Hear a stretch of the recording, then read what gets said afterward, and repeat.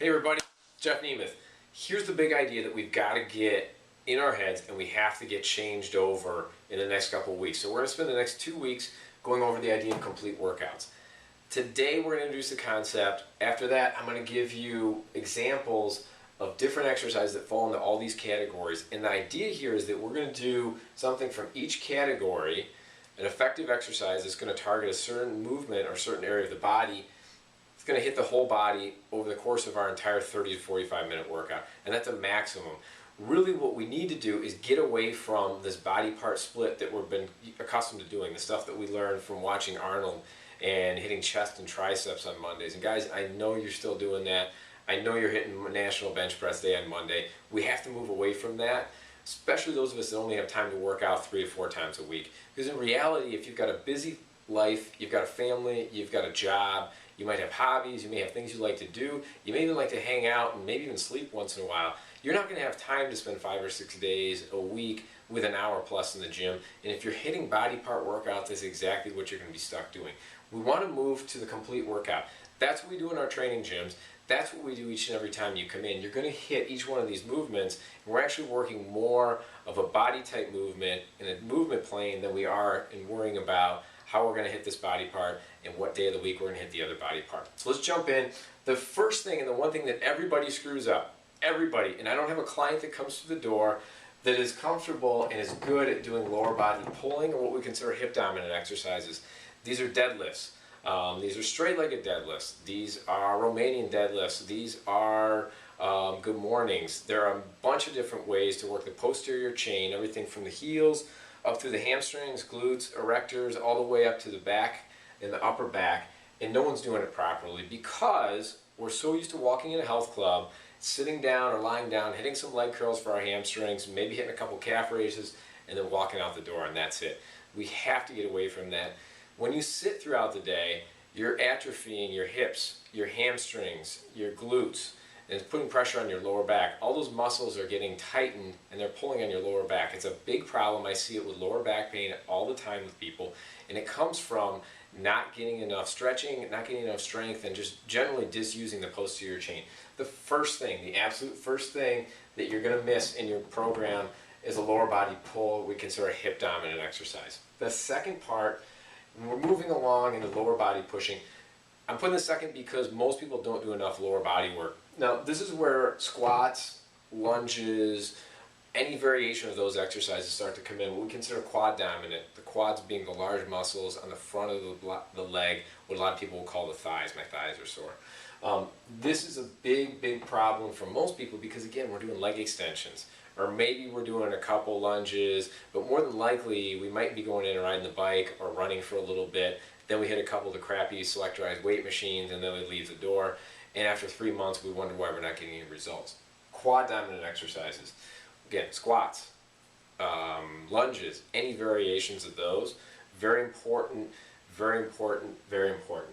The next one, upper body pushes. This is the one that the guys are good at. This is National Bench Press Day. So we're hitting a bench press, we're hitting an incline bench, we maybe hitting a decline bench. Maybe we'll do a push-up, but probably not because those get kind of hard and we really don't do a lot of those that much anymore. But again, upper body pushes are another very important thing, and this is one that most people do properly. Most people are dominant in this area, in upper body pushing area. Now, upper body pulling is something that people miss a lot of. This is your row variation. These are pull downs, these are chin ups, which is really, or a pull up, which are great variations of these exercises and ones that we don't do enough of. I'm going to show you later on in the week a simple way to do that without an expensive selectorized machine. The way that we can do pull ups without actually being able to pull our full body weight. You can use suspension trainers here, like a TRX or a Jungle Gym.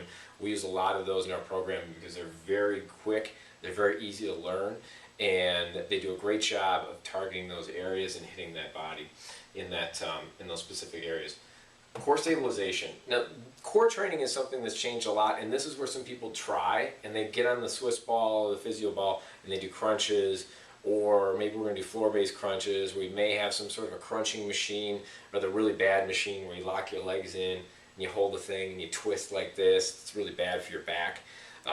People will get something in here We're going to spend some time breaking down core stabilization later on because there's a bunch of different ways to train it, and a lot of them are just anti-rotation, anti-flexion, basically anti-movement drills, and we're going to get into those. And once we break that down into different segments, you're really going to kind of open your eyes about how to train your core.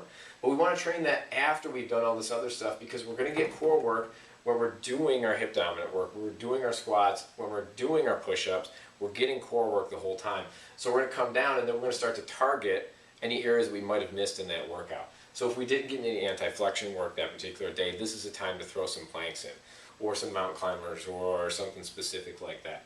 Now we get down further in the workout. Now we're into integrated drills, where these are ones that are maybe we're throwing a Dynamax ball, an integrated pushing exercise. Or maybe we're doing something where we're pulling. We may be having a sled, maybe outside, we may be pulling sandbags towards us. Or we may be doing a shouldering drill with sandbags or with a kettlebell. Millions of different ways to do this. This is where we get into some really fun, different pieces of equipment that we can use, like sandbags. We can use kettlebells, we can use the ropes, we can use the sleds. I mean, we can tie dumbbells down with our heavy ropes and pull those. I mean, there's a lot of different things we can do, and this is some fun stuff. But again, there's a pushing and a pulling component. And we want to get these in because now we're starting to tie everything we've done up here together. And now that you're tired, we're really taxing the energy system here. And this is where the caloric burn comes in. And this is where we really start to see that afterburn effect, where your metabolism gets jacked up and you're going to be burning calories throughout the day. Now we get down here into some cardio. Now, most people will say, should I do my cardio before or after my weights? Well, ideally, we're doing cardio the entire time through. If we put together a good workout, the whole time your heart rate is going to be jacked up, you're going to be out of breath. We're getting some cardio work in then. Now, if you're training for something, if you do Tough Mudder training like I do, if you're training for a half marathon, which I've got one in 3 weeks, you have to do some kind of cardio component. You need to be swimming, you need to be running, you have to be doing that type of specific training because, again, we're training for sport. That takes specific practice, it takes specific skill.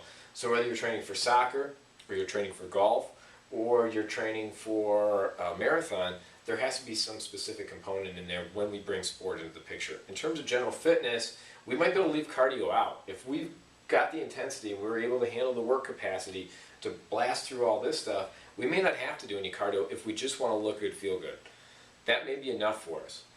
But it may not be. We may like it. I mean, there's nothing wrong with taking your family out and your kids and your dog out for a walk in the evening after being at boot camp at 5:30 in the morning. It's a great way to kind of rev the metabolism up again, and it just feels good. And there's something communal about going out and getting off your couch, taking a half hour and getting out. So don't knock doing cardio. There's a place for it and everywhere else. The last thing we get to are total body exercises, things like burpees, squat thrusts. There's a million variations of this. Those of you that have been in the military know all too well your drill sergeants have put you through this stuff before. And the great thing about some of these drills is that they can fall under all these categories here. So we're getting some of this work here again.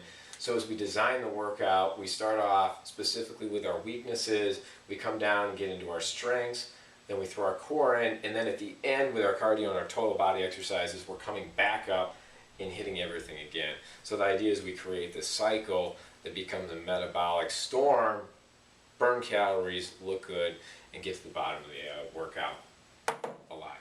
That's the whole idea. We're going to spend a couple days, and it's probably going to end up being about 2 weeks, maybe 3, depending on how many parts we end up with, to break this down. But we're going to spend some time. If you have questions, get in touch with me either through the YouTube page, or you can use the contact me form, send me an email or call me about any specific areas or things you're having problems with. Keep checking out the series. I look forward to having you. And again, thanks for your time. We really appreciate you checking us out.